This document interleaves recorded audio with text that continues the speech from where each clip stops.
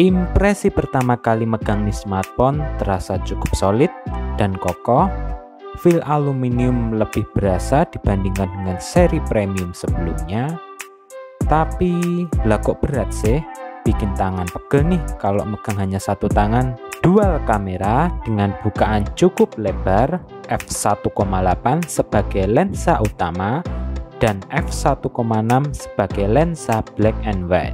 4K IPS XDR10 display dengan kerapatan 765 ppi lebih menggembung dari Sony Xperia XZ3.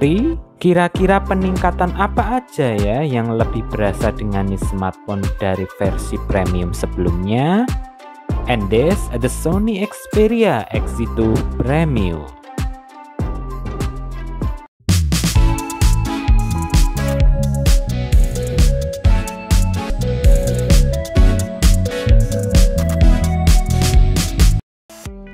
Sony Xperia XZ2 Premium banyak membawa perubahan dari seri premium sebelumnya, terutama dari segi desain yang bisa dibilang absurd atau tidak biasa dari sebelumnya.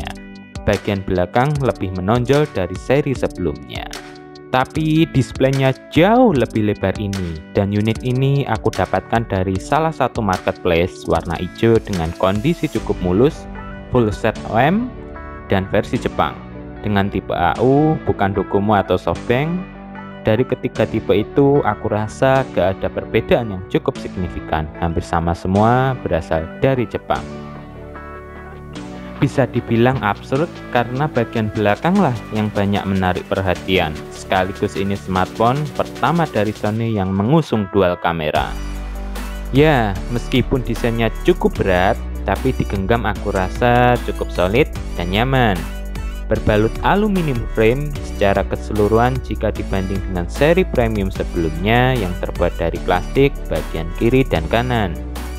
Bagian depan sudah terlindungi oleh kaca Corning Gorilla Glass 5, single kamera dengan resolusi 13 megapiksel, bukaan f2, sensor cahaya yang mengatur otomatis kecerahan display, stereo speaker bagian atas dan bawah. Bagian belakang juga sudah terlindungi oleh kaca Corning Gorilla Glass 5, dual kamera dengan resolusi 19 megapiksel sebagai kamera utama memiliki bukaan f1.8 dan resolusi 12 megapiksel sebagai kamera kedua memiliki bukaan f1.6 sekaligus black and white. Tidak lupa juga fingerprint terletak bagian belakang sekaligus disertai LED flash dan NFC. Bagian samping kanan terdapat shutter kamera, tombol on off, shutter volume, dan antena. Bagian samping kiri hanya antena saja. Sisi bawah lubang charger, Type-C, mikrofon, dan dua buah antena. Sedangkan sisi atas terdapat mikrofon dan slot SIM card sekaligus micro SD. Ini aku coba masukin kartu Axis dan bisa berjalan dengan baik. Tapi ya gitu, karena ini versi Jepang, kadang sinyal ada, kadang tidak. Tapi ya gak apa-apa lah, udah resiko beli HP X Jepang. Tapi sampai saat ini pemakaian masih aman-aman aja. Buat telepon dan nerima telepon juga bisa. Jadi sinyal cukup oke lah. Oh iya, ini Sony XZ2 Premium versi AU. Aku beli kondisi cukup mulus dan full set OEM dengan harga 1,7 jutaan. Dan pasaran ini smartphone sekarang antara 1,6 sampai 1,8 jutaan, tergantung kondisi dan kelengkapannya juga. Untuk NFC-nya berjalan dengan cukup mulus dan lancar. Aku tes dengan lens style kamera dalam kondisi off ke on bisa berfungsi dengan baik dan cukup responsif. Untuk Android-nya sendiri di Sony XZ2 Premium ini berada di Android 10 dan sudah tidak mendapatkan pembaharuan lagi. Ya maklum karena ini ponsel keluaran tahun 2018, jadi ya wajar lah dengan patch 1 Juli 2020. Untuk fingerprintnya ini sendiri masih cukup oke. Ketika akan mendaftar tidak terdapat kendala apapun. Memang bukan yang tercepat, tapi sudah cukup cepat. Dan responnya nyaman bagi yang sudah terbiasa karena letaknya terdapat di belakang. Jadi harus adaptasi ya. Selama pemakaian belum nemu nih miss fingerprintnya, tapi kalau jari kotor sedikit saja, respon fingerprintnya tidak dapat masuk. Dengan chipset octa-core Snapdragon 845, Adreno 630, RAM 6GB dan penyimpanan 64GB. Performa dari HP ini masih cukup oke dan ngebut. Tapi ingat, entah kenapa Sony itu berteman baik dengan panas. Untuk ngegame cukup lama, bagian belakang terasa panas, hampir mendekati 50 derajat Celcius. Dengan baterai berkapasitas 3540 mAh, aku rasa di zaman sekarang kurang ya. Mengingat rata-rata smartphone di tahun 2021 ini memiliki baterai berkapasitas lebih dari 5000 mAh baterai. Tapi untungnya diberkati dengan charger Type-C berkecepatan 18 Watt. Aku rasa cukup untuk menutupi kekurangan dari Sony XZ2 Premium ini. Pernah aku tes bermain game Mobile Legends dengan grafik high, kapasitas baterai dari 100% ke 26%, memakan waktu 2 jaman. Sekaligus suhu smartphone dalam kondisi panas. Kok rasanya boros banget ya? Tapi maklum, ini smartphone keluaran lama. Ditambah lagi dengan resolusi display 4K IPS XDR10 dengan kerapatan 765 ppi, jadi terasa kurang banget jika kapasitas baterai hanya segitu. Untuk kualitas displaynya sendiri masih cukup oke. Memang masih kalah tajam dengan OLED, tapi IPS display ini khusus flagship loh ya. Jadi kualitasnya masih bisa mumpuni dan cukup tajam.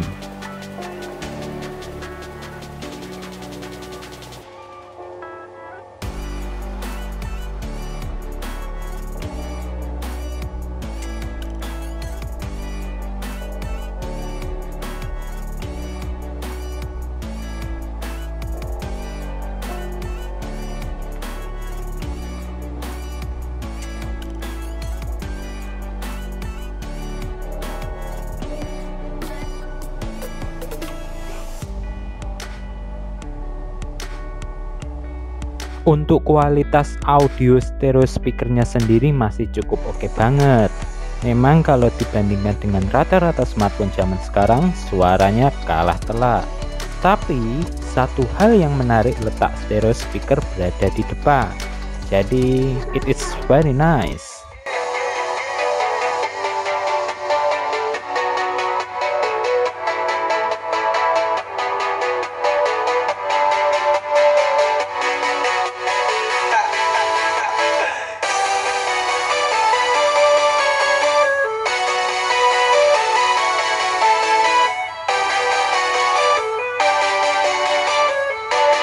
Tidak lupa juga nih smartphone sudah didukung anti air dengan rating Ingress Protection 65 atau 68.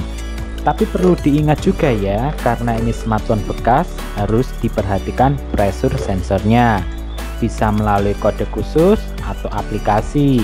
Tapi gak menjamin loh ya, terkadang pressure-nya masih naik, HP-nya tetap bocor. Selain itu, untuk keperluan sehari-hari baik ngetik maupun sosial media gak ada masalah. Untuk pengetikannya sendiri masih responsif dan tidak terjadi ghost talk.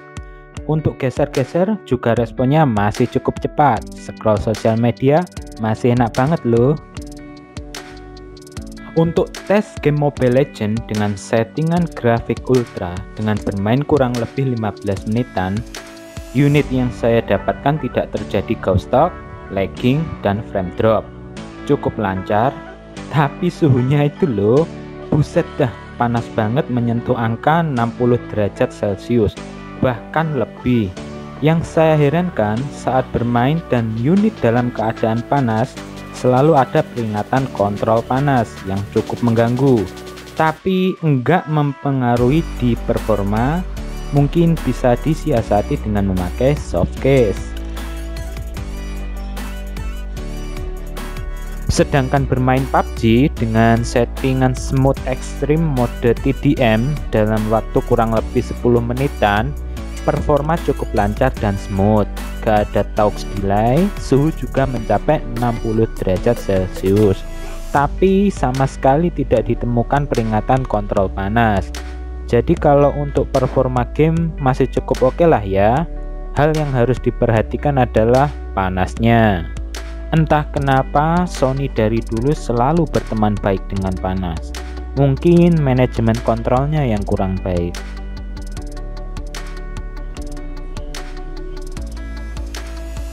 Dan ini hasil foto dan video dari Sony XZ2 Premium sekaligus hasil video malam hari side by side dengan XZ Premium resolusi 60 fps.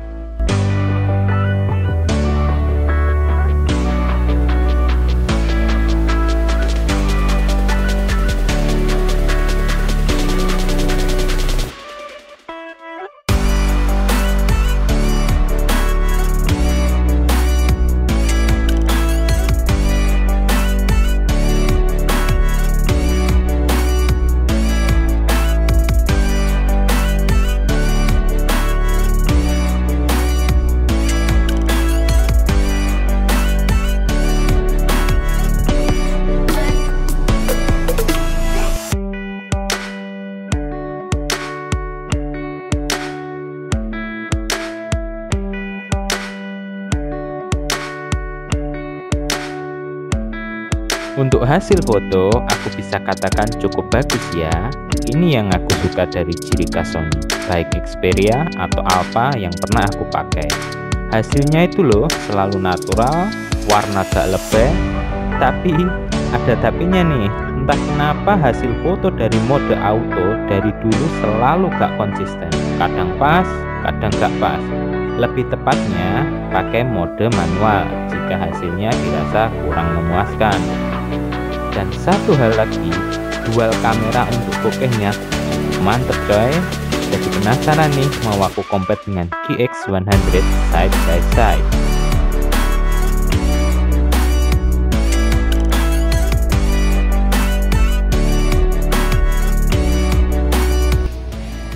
Oke, ini menggunakan kamera belakang dari Sony XZ2 Premium dengan resolusi Full HD 60 fps. Cukup stabil ya. Hasilnya pun lebih oke karena ini menggunakan kamera ganda otomatis. Wih, cukup oke guys. Oke, stabil banget ya. Padahal ini steady shotnya standar loh ya.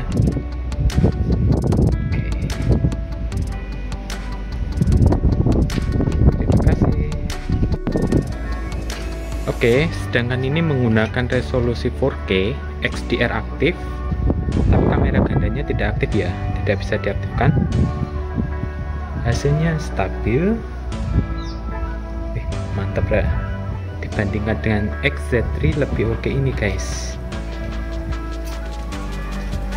Oke.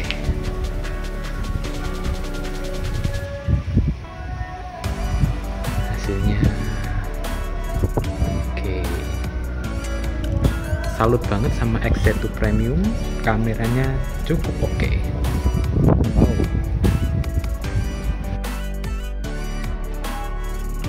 Oke, ini tes dari kamera depan Sony XZ2 Premium dengan resolusi Full HD. Kita sambil jalan ya untuk lihat kualitas hasilnya. Bagus sih, cukup stabil ya. Ini jalan pelan, agak cepat. Oke, dengan cahaya yang cukup terang.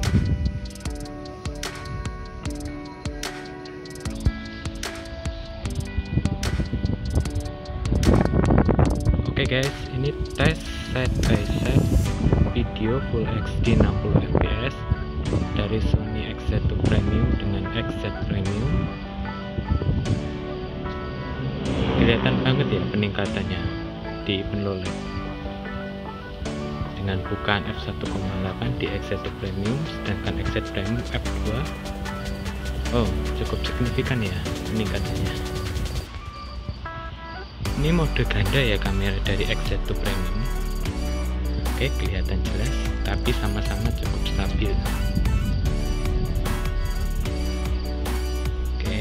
Jadi gimana nih guys menurut kalian Sony XZ2 Premium di tahun 2021 ini? Ada beberapa kekurangan menurutku dari ini smartphone. Cukup berat, mencapai 236 gram. Pernah aku tes megang satu tangan guys, lama-kelamaan pegel guys. Beda sama XZ3 dan XZ Premium yang masih cukup ringan. Lebih menggembung dari XZ3, aku rasa bagian belakang jauh lebih menonjol dari XZ3 yang sedikit lebih ramping. Rawan begal email, harus ekstra hati-hati nih kalau beli smartphone versi Jepang. Harus siap resiko jika setiap saat kena begal email. Performa cukup oke, tapi panasnya itu loh beneran gak nguatin banget guys. Buat game, buset dah menyentuh angka lebih dari 60 derajat. Panas banget bagian belakangnya. Mungkin masih bisa disiasati dengan menggunakan softcase. Setelah bahas kekurangan itu smartphone, pasti ada dong kelebihannya. Masa enggak? Udah Snap 845, meskipun chipset lama, tapi menurutku performa masih cukup oke dan mumpuni. Dual kamera, terutama event low lag dan bokehnya, buset dah mantep banget. Noise-nya pun juga sedikit diredam, sekaligus hasilnya natural banget. Meskipun displaynya masih IPS, jangan salah sangka loh guys, masih enak kok dipandang. Adem, kalem, apalagi kan ini IPS mantan flagship. Buat nonton film pun juga masih cukup oke kok. Jadi itu tadi ya kelebihan dan kekurangan yang menonjol dari Sony XZ2 Premium. Udah saatnya nih Jeffrey Nanang pamit undur diri. Sekian dulu ya guys review dari aku. Jika ada tambahan mengenai ini smartphone, silahkan tambahkan di kolom komentar. Wassalamualaikum warahmatullahi wabarakatuh.